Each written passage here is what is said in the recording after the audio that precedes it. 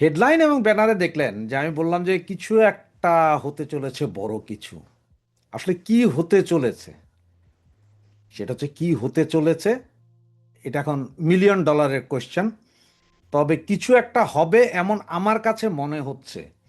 আমার এই মনে হওয়ার সাথে আপনারা একমত হতেও পারেন, নাও হতে পারেন, বিশ্বাস করতেও পারেন, নাও করতে পারেন।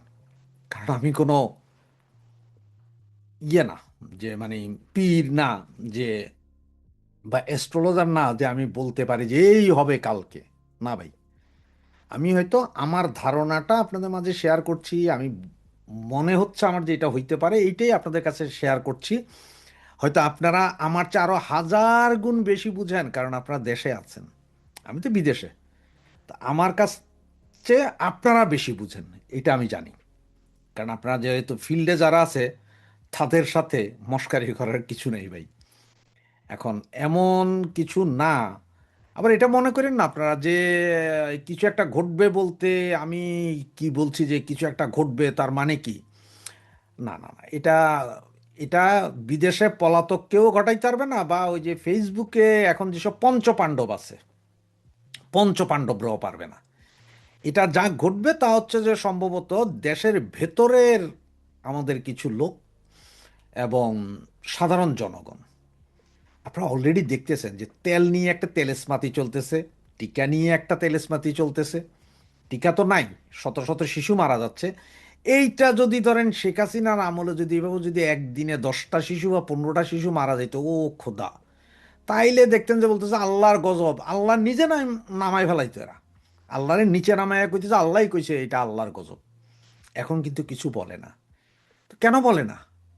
কারণ কি জানেন, এই টিকা ব্যবসার যে পয়সা, এই শিশুদের টিকা মারার যে পয়সায় মারা খাওয়ার পেছনে জমাইত্যারাও জড়িত, বিএমপিও জড়িত, ইনুস কাকা তো জড়িত। তিন দল, মানে এরা সকলে মিলে টিকার পয়সা খাইছে, টিকার বাজেট খেয়ে ফেলছে। তেলের অবস্থা সেম, এই জন্য এরা দুইজনের কেউ বলে না। ওরা কয় যে 8 বছর আগে থেকে টিকা নাই, এই জন্য এই অবস্থা। এরা কয় যে তেল নাই যুদ্ধের কারণ। আরে বেটা, তোমরা কেউ তেলের সংকট বা টিকার সংকট নিয়ে সংসদে কথা বলো না কেন? কারণ এগুলো বলবে না। এগুলো বললে যদি কিছু বাইরে যায়, মুখ ফসকা ধরেন যদি কেউ বাইরে যায়, তখন কি হবে? এই কারণেই এরা কেউ বলে না। তো আমি যে জন্য আপনাদেরকে বলছিলাম যে হয়তো হইতে পারে, যে কিছু একটা ঘটার সম্ভাবনা আছে। সেটা আমার যা মনে হয় এই মুহূর্তে, যেহেতু আওয়ামী লীগের নিষেধাজ্ঞা, মানে রাজনৈতিক নিষেধাজ্ঞা, কর্মকাণ্ডের নিষেধাজ্ঞা, শাস্তির বিধান যোগ করে যেভাবে চলছে, যদি এটা পাশ হয় বা এটা পাশের কোনো প্রক্রিয়া চলে, বা আগামী সোমবার থেকে যে কোনো দিন, এমনও তো হইতে পারে না যে হঠাৎ করে আমরা আপনারা সবাই ঘুম থেকে উঠে দেখলাম যে শেখ হাসিনার একটা লাইভ ভিডিও চলছে। মানে নেত্রীর সরাসরি, যে আমি যেভাবে আসছি এইভাবে লাইভ এসে 2 মিনিট কথা বলছে। এরপরে কি ঘটবে বুঝতে পারছেন? এরপরে কি ঘটবে এখনো অনেকের কাছে আছে যে নেত্রীর চেহারা দেখছি না, বা নেত্রীর কথা আমরা সরাসরি শুনছি না, হয়তো ভয়েস রেকর্ড দিচ্ছে বা এই লাইভে আসছে, এগুলো দিয়ে হয়তো ওইভাবে কিছু হচ্ছে না। কিন্তু নেত্রী যদি একবার ফেস আইসা বলে যে "এই তোরা সব বেরো, আমি আসছি কালকে, তোরা সব বেরো", অবস্থাটা কই দাঁড়াবে জানেন? এইসব বিদেশের পলাতক বা ফেসবুকের পঞ্চপাণ্ডব ওদের দেওয়া হবে না। সেদিন দেখবেন যে রাস্তায় ওই যে কুলি মজুর সব নেয় মাজা বেকা। তো কখন যে কি ঘটবে বা কি ঘটতে পারে, সেটি আসলে চিন্তা করছে। আমার সিক্স সেন্স বলতেছে যে আগামী 1 সপ্তাহ 10 দিনের ভিতর মনে হয় এরকম কোনো একটা বিস্ফোরণ ঘটবে। ভাই, তবে কোন বিস্ফোরণ বা কি ধরনের বিস্ফোরণ ঘটবে সেটা জানি না।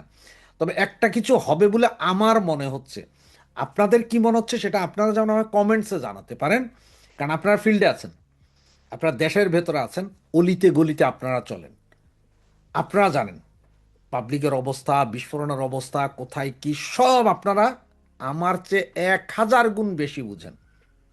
আর আমি যা বলি তাই তো আপনাদের মতো কোনো ভাই বন্ধু হয়তো কোনো কিছু শেয়ার করে, কিছু বলে, কিছু ইনফরমেশন শেয়ার করে, সেটার উপর ভিত্তি করে আমরা বলতে পারি। সেই ধরনেরই, এই জন্যে আমি লিখেছি যে কিছু একটা কি ঘটতে পারে কিনা। এখন কি ঘটতে পারে? নেত্রী কি সরাসরি কোনো ভাষণ দিতে পারে এসে, নাকি নেত্রী যে কোনো দিন হয়তো 24 বা 48 ঘন্টার অর্ডারে সোহরাওয়ার্দী উদ্যানে এসে নেমে জনসভা করে ফেলতে পারে। কোনটা হবে? কে কি চাচ্ছে? ডিপ স্টেটের অবস্থা কি? কোন দিকে ঘুরছে? ওই যে একটা গান ছিল না নির্বাচনে, কি কার পাশা চলছে, কার কিরকম, আসলে কোথায় কি হচ্ছে কিছুই কি বোঝা যায়? একটা গুমট আবহাওয়া, মানে অবস্থাটা এমন যে গুমট, মানুষ, কোনো কিছুই নাই। একদিকে নাই হামের টিকা, একদিকে নাই পেট্রোল। আবার গতকালকে না জানি গত শুক্রবারে সম্ভবত বিএনপির কোন এক চিফ হুইপ সম্ভবত কুমিল্লা বা ফেনীর এইখানে মসজিদের মিম্বরে দাঁড়িয়ে বলেছিলেন যে আগামী 2 মাসের ভিতরে অনেক লোক গ্রামে চলে যেতে হবে। কেন ভাই? ঢাকা শহরে কি পারমাণবিক বোমা পড়বে?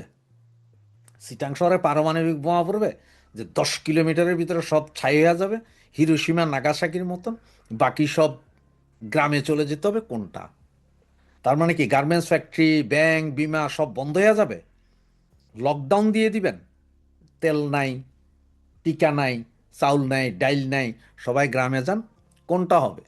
নাকি ফুল কলাপস করে যাচ্ছেন আপনারাও, যা খাওয়ার তা খেয়ে নিছেন? নাকি মায়ানমারের সাথে কোনো যুদ্ধে মায়ানমার বোমা মারবে চিটাং ঢাকায়? কারণ মায়ানমার গভর্নমেন্টের ওই ক্যাপাসিটি আছে বোমা আমাদের দেশে এসে পড়ার? কোনটা হবে? নাকি ভারত সার্জিক্যাল স্ট্রাইক চালাবে ঢাকা চিটাঙে ওই যে হিজবুত তাহরিরে ধরার জন্য? কোনটা হবে? সব কিছু যদি একটু দেখেন, একটু খেয়াল করেন, তাহলে বুঝবেন যে কিছু একটা হওয়ার সম্ভাবনা, মানে কিছু একটা ঘটবে এইটা বলতে পারি, তবে কি ঘটবে সেটা বলতে পারি না। সুতরাং আপনাদের কাছেও যদি মনে হয় এমন কিছু, কমেন্টসে জানাতে পারেন, নিজেদের মতামত জানাতে পারেন। এটা এমন না যে মানে আমার কথায় আপনাদের বিশ্বাস করতে হবে। আপনারাও চিন্তা করেন, আপনারাও জানান, হয়তো আপনাদের চিন্তা আমার চিন্তা সব মিলে আমরা হয়তো একটা কনক্লুশনে পৌঁছাইতে পারবো যে কি। কুত্তা ফির ভোগনে লাগা, মানে পাকিস্তান আবার ভুগছে, বউ বউ বউ বউ করছে। কদিন আগে ওরা হুমকি দিল, এবার আমাদের উপরে যদি কোনো আক্রমণ হয় তাহলে আমরা মুম্বাই এবং দিল্লিতে আক্রমণ করব। মুম্বাই হচ্ছে আমাদের বাণিজ্যিক রাজধানী, আর দিল্লি হচ্ছে তো আমাদের রাজধানী। এবার নতুন হুঙ্কার দিয়েছে এরপর হামলা হলে কলকাতায় ভারতকে সতর্ক করে হুঁশিয়ারি পাক প্রতিরক্ষা মন্ত্রী খাজা আসিফের।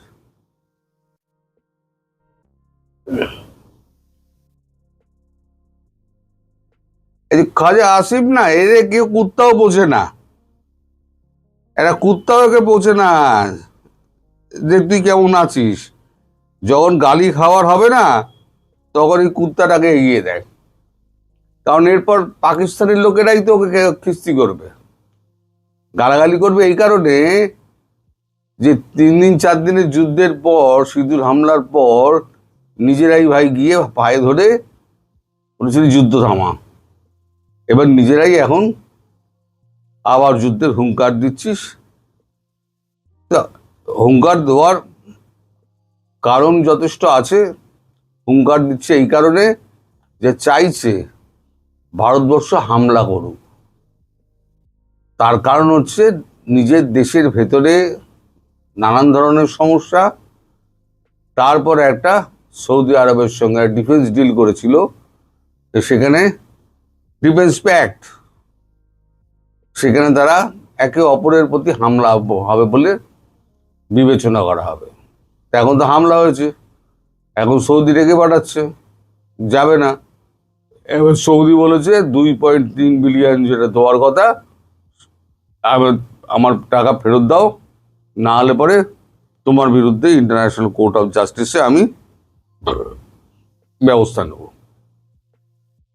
এটা পাওয়ার পর, খবরটা পাওয়ার পর তারপরেই একেবারে ভুঁকতে শুরু করলো যাতে ভারত একটা সিঁদুর টু ফু করে।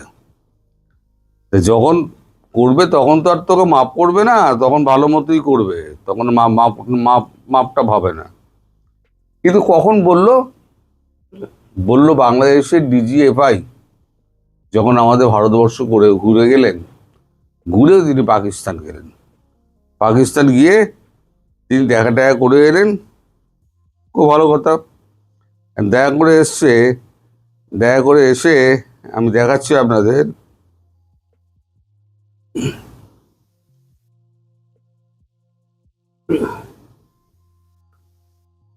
বাংলাদেশের ইন্টেলিজেন্স প্রধান তিনি পাকিস্তান গিয়েছিলেন ভারতবর্ষ ঘুরে। এই ইন্টেলিজেন্স প্রধানকে,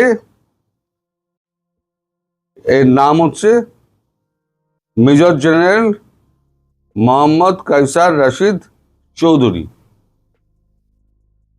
মোহাম্মদ কায়সার রশিদ চৌধুরী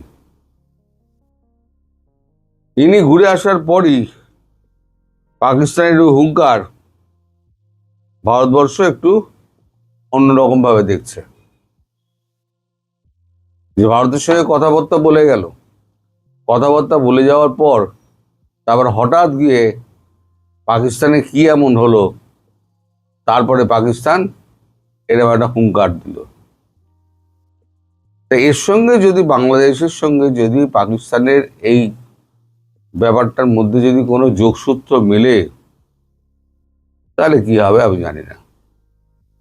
তবে আরো একটা কারণে হুঙ্কারটা দিয়েছে, সেটা হচ্ছে কয়েকদিন আগে রাজনাথ সিং আমাদের দক্ষিণ ভারতে একটা মিলিটারি ফাংশন ছিল, সেখানে গিয়ে তিনি বলেছিলেন যে আমরা 21 ঘন্টার মধ্যে পাকিস্তান ধ্বংস করে দিয়েছিলাম। এবার যখন আমাদের আবার শুরু করব আমরা, মানে এটা সিঁদুর চলছে, সিঁদুর বন্ধ হয়নি, এবার যখন আমরা শুরু করব তখন কিন্তু আর থামাথামির কোনো ব্যাপার নেই, আর কোনো যুদ্ধবিরতি আমরা মানব না। অর্থাৎ ভারতও তৈরি হয়ে রয়েছে। এদিকে খবর পাওয়া যাচ্ছে যে ধীরে ধীরে ধীরে ধীরে ভারত কিন্তু এখন, যেহেতু বাংলাদেশ কিছুটা শান্ত, পূর্ব দিকে এখন সৈন্য মোতায়েন একটু কম করে ওখান থেকে আবার সেনাবাহিনী তুলে নিয়ে গিয়ে আবার লাগানো হচ্ছে একেবারে সীমান্ত অঞ্চল, পশ্চিমের সীমান্ত অঞ্চলগুলো জুড়ে। আর সমস্ত গোলাবারুদও প্রচুর যাচ্ছে। তারপরে রাজনাথ সিং এর এই হুঁশিয়ারি, তার মধ্যেই বাংলাদেশের ডিজিএফআই এর তার এই পাকিস্তান ভিজিট, সব মিলিয়ে মিশিয়ে বাংলাদেশের মধ্যে হয়তো জড়িয়ে গেলেও জড়িয়ে যেতে পারে। তারেক রহমানের গভর্নমেন্টে, তারেক রহমানের হাতে কিছু নেই, যা চালাচ্ছে সব হচ্ছে জামাত চালাচ্ছে। জামাতের অঙ্গুলি হেলনে তারেক রহমান চলছেন। এই যে 7 তারিখ আমাদের এখানে আসার কথা, আমাদের আপনাদের খলিলুর রহমান, তিনি এলে জয়শঙ্করজির সঙ্গে তো কথাবার্তা হবেই। তখন তো লম্বা লিস্টটাই বলেছি তৈরি করে রাখা আছে, তাকে সব জবাবদিহি করতে হবে। এই ডিজিএফআই এর হঠাৎ কি প্রয়োজন হলো, তিনি পাকিস্তান চলে গেলেন ভারতের সঙ্গে দেখা করার পর। ভারত খবর রাখছে, কিন্তু উনি কি বলেন বাংলাদেশের তরফ থেকে, ভারত অফিসিয়ালি সেইটা শুনতে চায়। তারপর যা হবার হবে। তবে আমি বুঝি বাংলাদেশের মানুষের প্রচুর আকাঙ্ক্ষা রয়েছে যে একটা যুদ্ধ হোক, প্রচুর আকাঙ্ক্ষা রয়েছে। আমি জানি না মোদিজি কবে এই আকাঙ্ক্ষা মেটাবে, তবে আমি চাই যত তাড়াতাড়ি সম্ভব পাকিস্তানকে যখন পিটবে না, একই সঙ্গে বাংলাদেশকেও পিটুক। এই যে তারেক রহমান গোষ্ঠী আর বৈষম্য বিরোধী যে গোষ্ঠী আছে, ভারত বিরোধী গোষ্ঠী আছে, সব কটাকে একেবারে মেরে তুলোধনা করে দিক। আর এই বাংলাদেশের মানুষের এই যুদ্ধ দেখার এত শখ, সেটাও যেন বরাবরের মতো মিটে যায়, আমি মনে প্রাণে চাই। আর মোদিজি কেন যে চুপ করে বসে থাকেন আমি জানি না। মাঝে মাঝে ভারতবর্ষের একটা রাগ হয়, কিন্তু এবারে চান্সটা আছে এই কারণে যে সামনে বাংলার নির্বাচন আছে। বাংলা অস্মিতা, বাংলার মুখ্যমন্ত্রীকে পরিবর্তন করা, তার জন্য একটা স্বদেশী আবেগ তোলার একটা খুব প্রয়োজন। সেটা পশ্চিম দিকে হলে তার এফেক্ট অত এসে পড়বে না, কিন্তু যদি পূর্ব দিকে হয়, মানে আমাদের বাংলাদেশের দিকে হয়, যদি দুমদারাক্কা 4টে হয়, ওই কি একজন লিখেছে ইঁদুর সিঁদুর কিছুই তো শুনছি না, ওদিকে সিঁদুর হলে এদিকে ইঁদুর হবে। যদি হয়, হবে কি না আমি জানি না, তবে আমি কায়মনোবাক্যে আমি প্রার্থনা করি যেন একটা ইঁদুর অন্তত হয়। এই ইঁদুরেই মোটামুটি বুঝে যাবে যে যুদ্ধটা কি জিনিস আর যুদ্ধের ক্ষয়ক্ষতিটা কি হয়। এটা তো 71-এর যুদ্ধ দেখেননি, আর ইতিহাসও পড়েননি, ফলে যুদ্ধের খুব শখ। তাই ইঁদুর হোক আর সিঁদুর হোক, যা হোক, একটা শীত যদি কাটে তাহলে পরে ভালোই হয় বলে আমার মনে হয়। অন্তত এই যারা বক্রোক্তি করে বেড়ায় ইঁদুর না সিঁদুর, তাদের মুখে আচ্ছা করে চুনগালি পড়বে।